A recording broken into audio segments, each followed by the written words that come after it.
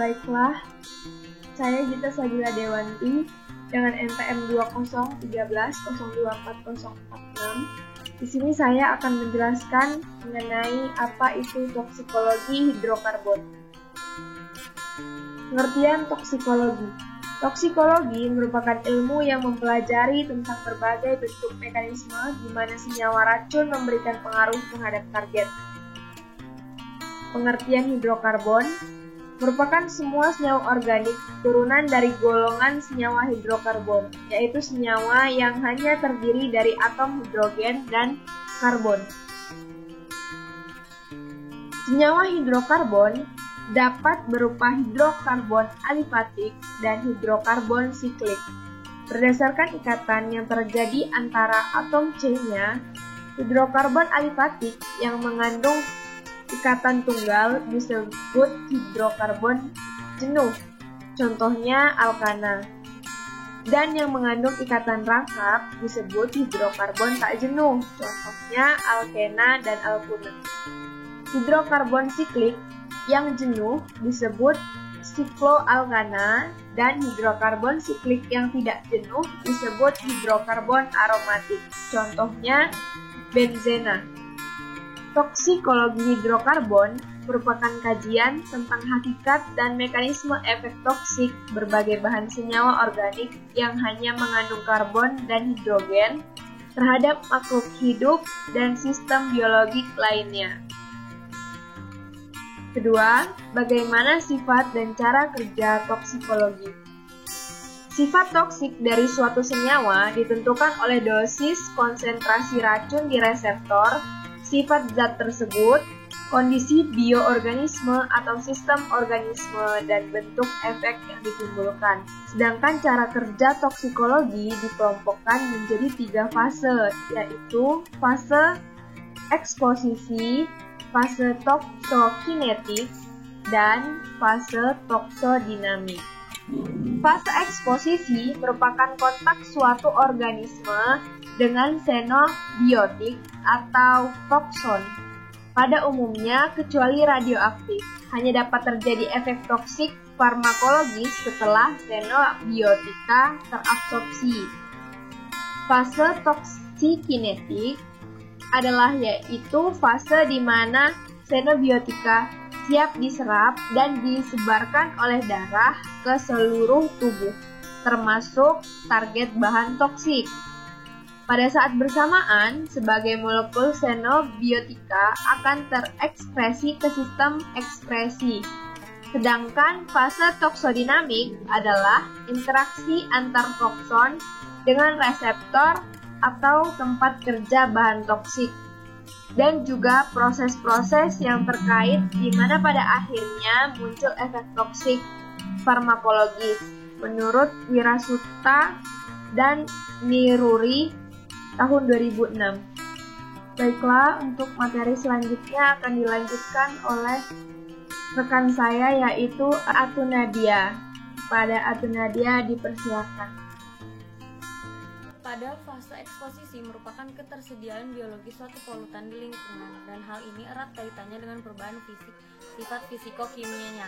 Selama fase ini, zat beracun dapat diubah melalui berbagai reaksi kimia atau fisika menjadi senyawa yang lebih toksis atau lebih kurang toksis. Jalur intoksikasinya itu melalui oral, saluran pernafasan, dan kulit. Contoh dari fase tersebut yaitu ada gas atau uap, yang kedua ada debu, yang ketiga ada kabut, yang keempat ada foam. Lalu selanjutnya pada fase toksokinetik.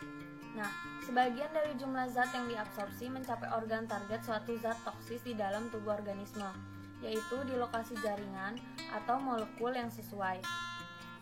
Berikut merupakan proses-proses toksokinetik, yaitu ada absorpsi, distribusi, penyimpanan metabolisme, dan juga ekspresi. Lalu fase ketiga yaitu fase toksodinamik, yaitu suatu kerja zat toksis pada umumnya adalah hasil interaksi dari sejumlah proses yang sangat rumit dan kompleks.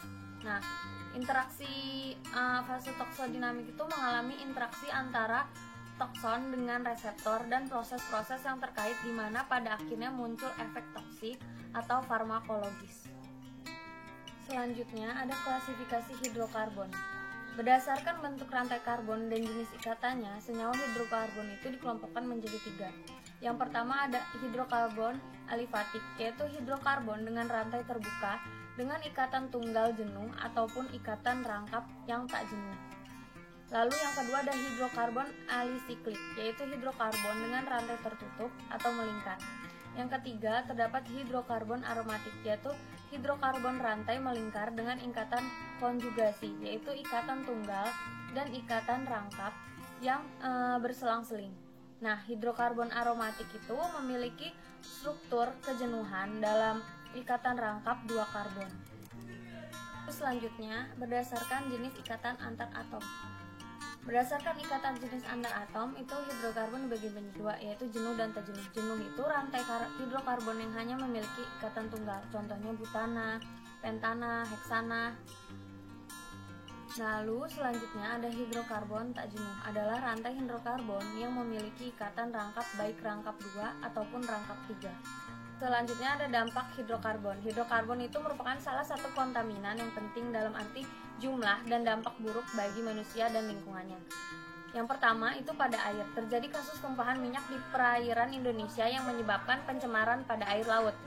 Komponen minyak tidak larut di dalam air akan mengapung pada permukaan air laut yang menyebabkan air laut berwarna hitam. Beberapa komponen minyak tenggelam dan terakumulasi di dalam sedimen sebagai deposit hitam pada pasir dan batu-batuan di pantai.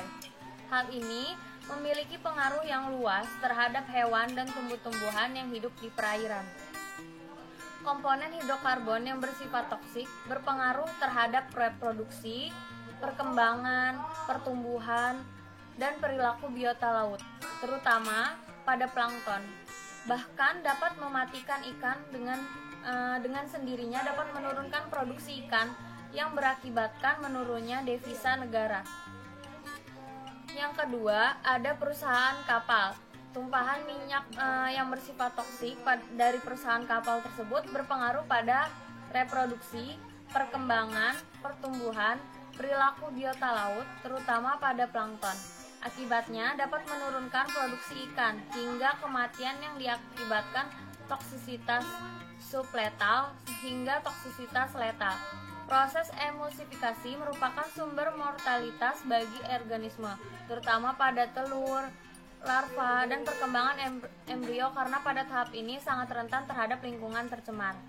Yang ketiga yaitu pada ekosistem mangrove. Hidrokarbon aromatik yang merusak dan bahkan mematikan mangrove melalui sedimen dan akar. Nah, kondisi tersebut dapat mengganggu pengendalian garam-garam sehingga mengganggu pertukarannya pada akar dan juga daun. Nah, keberadaannya dalam tanah atau sedimen ini meningkatkan insiden mutasi mangrove di mana klorofil menjadi menurun dan bahkan menghilang.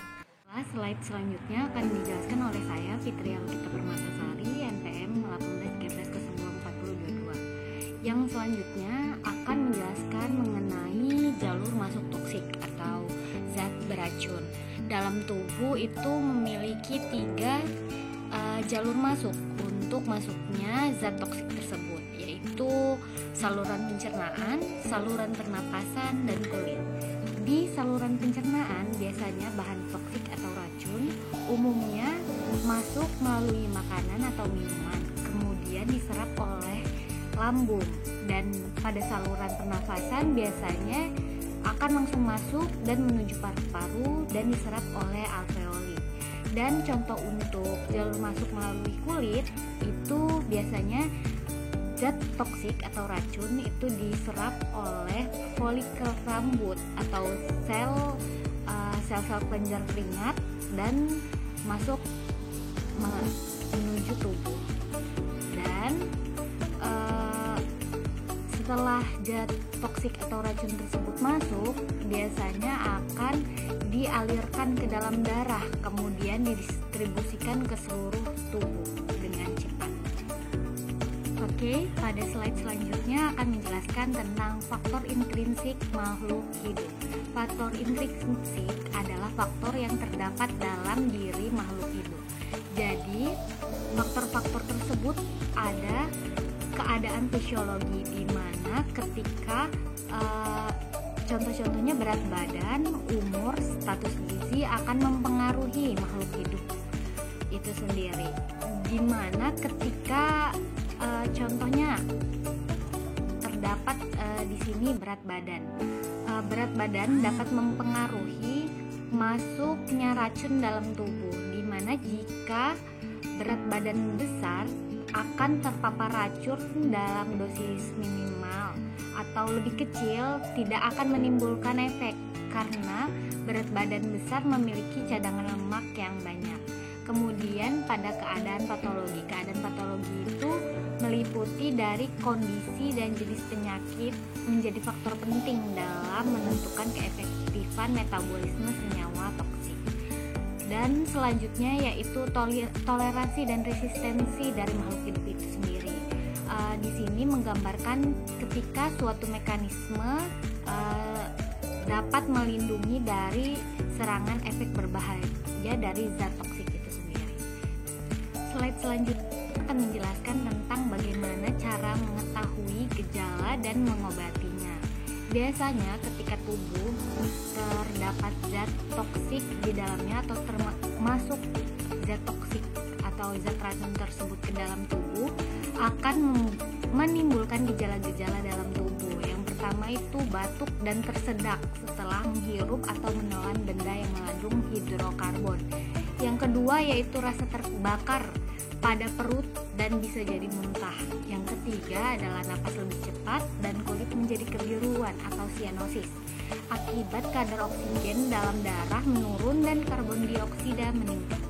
Yang keempat adalah gejala lebih lanjut atau gangguan koordinasi tubuh, kejang dan penurunan kesadaran. Dan cara mengobatinya akan dijelaskan pada slide selanjutnya. Baik, di sini saya akan melanjutkan presentasi terkait cara mengetahui gejala dan mengobati keracunan hidrokarbon. Adapun cara untuk mengatasi keracunan hidrokarbon adalah melepas pakaian anak yang terkontaminasi dan mencuci kulitnya. Kemudian, anak dapat dirawat di rumah apabila batuk dan tersedak terjadi hanya dalam waktu sebentar. Korban yang mengalami gangguan nafas harus dirawat inap di rumah sakit untuk mendapatkan bantuan lebih lanjut dari tenaga medis.